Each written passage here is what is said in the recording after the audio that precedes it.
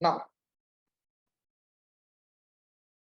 insofar as the effect of 39th Amendment Act of 1975 is concerned, which did away with the election disputes, taking election disputes out of the purview of courts. The same came to be challenged in the case of Indira Nehru Gandhi versus Raj Narayan. Now that case was decided in the aftermath of the Keshwananda Bharati case. Since all of us as constitutional law students have read Keshwananda Bharati, so I'm not going into what it said and what it did say. But suffice it is to say, the Keshwananda Bharati case at least said that power of judicial review is part of basic structure of the constitution. In Indira Gandhi Nehru versus Raj Narayan, the question arose as to the constitutionality of the 39th Amendment Act of 1970. I think it is a judgment which every constitutional law student must study. Because there were arguments from both sides and very compelling arguments. It was also one of those few cases where the Chief Justice himself was in a minority. But what now happens is, they said that if you take away the power of the constitutional courts to decide as to whose election can be subject matter of judicial review, then it is effectively doing away and a transgression into the power of judicial review, which is already held to be part of the basic structure. Now let's look at what the government of India argued. The government of India argued that the President of India's election cannot be called into question before any court. The same logic must extend to the Prime Minister also, the governors also, the Vice President also. You cannot have two differential standards to treat two different constitutional authorities. The Supreme Court of India held so that, look here, the power to exercise judicial review shall not be taken away. And while the President is a nominal head, it is the Prime Minister who is the executive head, who is chosen by the people. And first and foremost, the person is either an elected representative or a member of the Rajya Sabha. In both cases, there could be election disputes. And it is therefore necessary that election disputes must be decided by the Supreme Court. Now, interestingly, the part where it said that Article 329A shall have retrospective application on all the disputes which were pending before the court was also struck down. Because not only it takes away your power of judicial review, it also takes away the power of the courts which are already in session of the matter.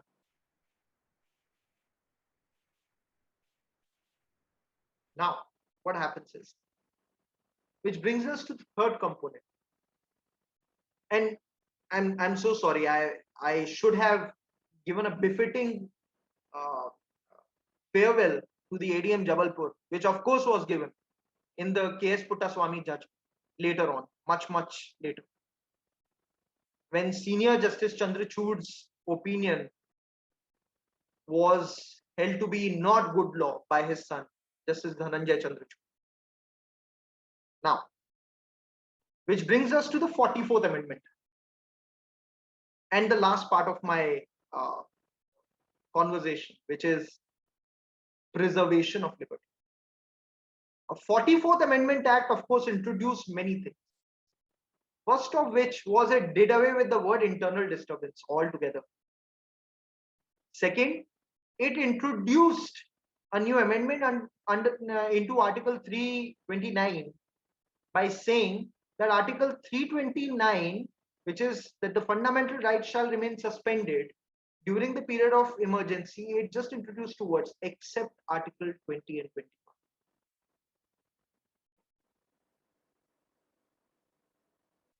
Of course, there are many judgments which now say that even Article 14 cannot be violated, Article 22 cannot be violated, but I am only talking in terms of constitutional amendments and not what the court ultimately decides. Insofar as Article 329A was concerned, it was struck down by the Supreme Court in the Indira Gandhi versus Rajnarayan. But you see, there are certain vestiges of the problem which are which the Supreme Court had to grapple with even in 2007. And let me set the context for this. The problem began with a very innocuous attempt in 1951, which is the First Amendment Act of 1951. Pandit Jawaharlal Nehru logic was of course very noble, which was to ensure that the lands are not within the holding of the Jagirdars and Zamindars, and that the land is given away to everybody. In the words that he echoed before the Constituent Assembly, he categorically said that the independence of India must not be construed as a mere transfer of power from white babus to brown babus. So that the holding of land, the consolidation of power is not kept at fewer hands.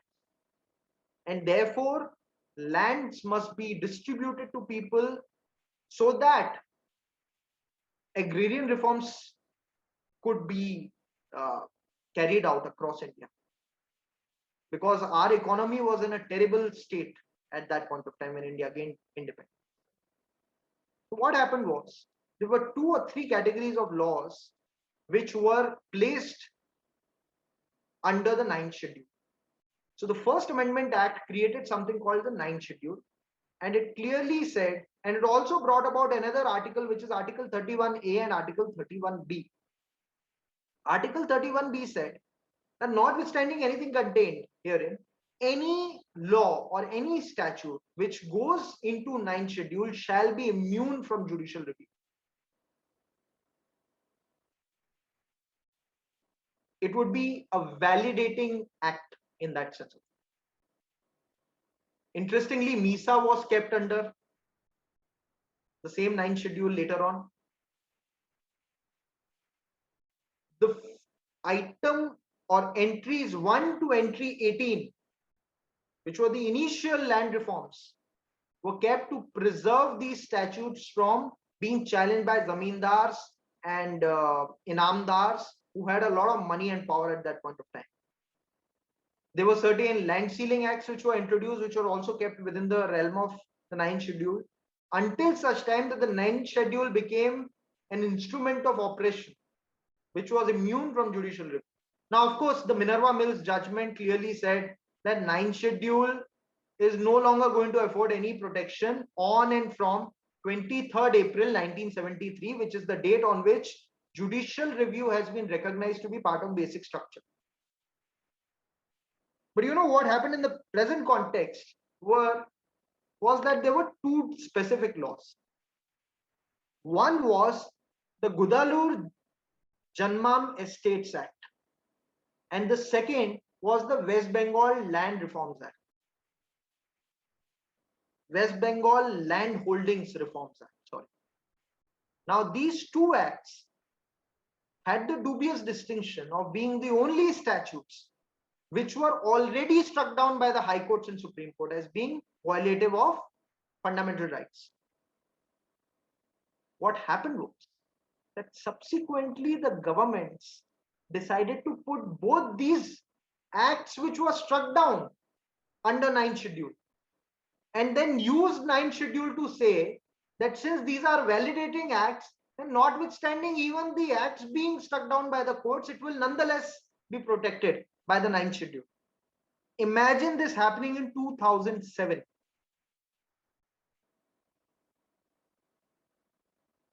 Many people thought that with Minerva Mills, the ghost of 9th schedule was put to rest. What happened subsequently was that the same entailed a fresh ground of challenge. So does it mean, let's examine this, yeah? does it mean that a legislation which has now been struck down already will be revisited by a court? Second, if so, then whether the previous decision not operate as res judicata. Third, that assuming that it does not apply, would that not lead to a chain of situations where it will be struck down again, it will again be brought into ninth schedule, and this goes on in a cyclical motion? To us, it appears to be extremely illogical, right? That conclusion. But that was in fact argued before the Supreme Court in the IR Coelho's case. In IR Coelho, the question was whether there are any fetters under Article 31A and Article 31B and the ninth schedule, which will preserve even those acts which have been repealed. And while it is understandable that in terms of Keshwananda Bharati, it was held that from 23rd April 1973, any law which goes into ninth schedule will not enjoy the protection or the immunity from judicial review. But the very same judgment also said that ninth schedule is also constitutional. So if ninth schedule is constitutional, then you can't strike it down, because the same bench in Keshwananda Bharati said it to be constitutional. Then does it mean that all those judgments which were rendered striking down those legislations would fall foul of Keshwananda Bharati, or does Keshwananda Bharati have to be revisited? The Supreme Court said we are not going to open that box. All that we are going to say is that power of judicial review is supreme. The inclusion of these two statutes, despite being struck down, could not have been done, because it offends Article 40, it offends Article 21, and therefore the inclusion also is struck down. And we reiterate the position as the Supreme Court held in Keshwananda Bharati and Minerva Mills, that while Schedule 9 is constitutional, yet Schedule 9 cannot be used to protect a legislation which has already been struck down, B, to validate a struck down provision, and C, any further future legislation which offends any of the provisions under Part 3 of the Constitution. So I think this, in short, brings me to the end of my discussion on these wonderful history of the 4 amendments and their quest of defining, endangering, and preserving liberty. I thank you all once again for being very, very patient with whatever I had to say. Thanks. It was indeed a pleasure being a moderator for this session, and I got a lot of insight when it comes to like the judgments and all of that, and I hope and I trust that the audience resonates with my sentiment as well. With that, again, sir, it was indeed an honor and a pleasure to moderate this session, and I hope to hear you soon in another session elsewhere. When I come across, I would be sure to join, and I hope you had a good time interacting with us as well, and I hope everything was all right. With that, I would like to give. Thank you, sir. Thank you, sir. With that, I would like to give the mic to Virali, who would pose the vote of thanks. Okay, good evening, everyone. And I have to say firstly that this celebration of Azadi Ka Amrit Mahotsav has been great. And we are all taking with us immense knowledge and insight, all thanks to Mr. Nipun Saxena, sir, who has graciously shared his invaluable time with us.